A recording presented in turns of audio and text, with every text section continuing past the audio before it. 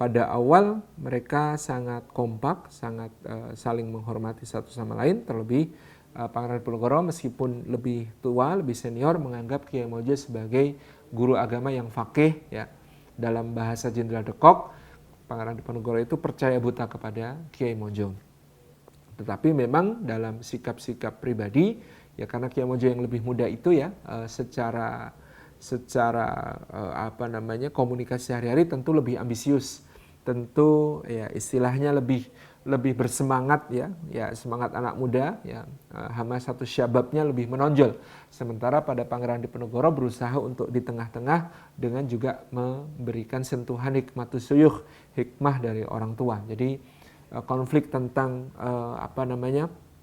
bagaimana cara menggempur Surakarta, bagaimana cara menggempur Yogyakarta, konflik tentang kepemimpinan seperti apa yang dihendaki oleh Pangeran Diponegoro yang berbeda dengan konsep Kiai Mojo. Kalau Kiai Mojo itu rujukannya adalah Demak ya.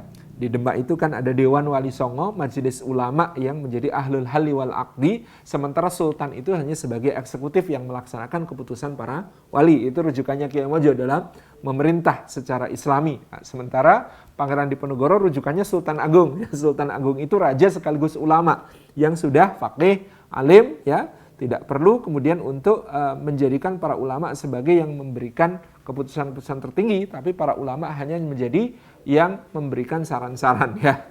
Jadi perbedaan pandangannya cukup tajam dalam beberapa soal, termasuk dalam soal pemerintahan, di mana kalau Kiai Mojo rujukannya Demak, sementara Pangeran Diponegoro rujukannya adalah Mataram Sultan Agung. Jadi di situ ada perbedaan yang cukup tajam dalam mengelola negara ya. Ini juga terjadi.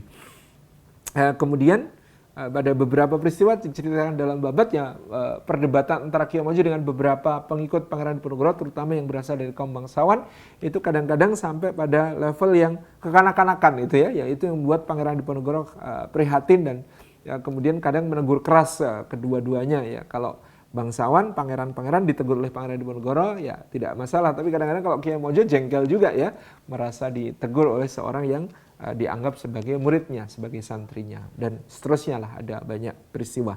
Bahkan ada yang kemudian berspekulasi secara pemahaman keagamaan, torikohnya berbeda. Seorang Kiai Mojo ya dimungkinkan bertorikoh Sanusiyah, sementara yang lebih ketat, yang lebih strict, yang lebih lebih kokoh di dalam berpegang kepada dalil. Sementara Pangeran Diponegoro di torikoh Satariyah yang kemudian dianggap lebih longgar. Wallahu a'lam bishawab itu ya.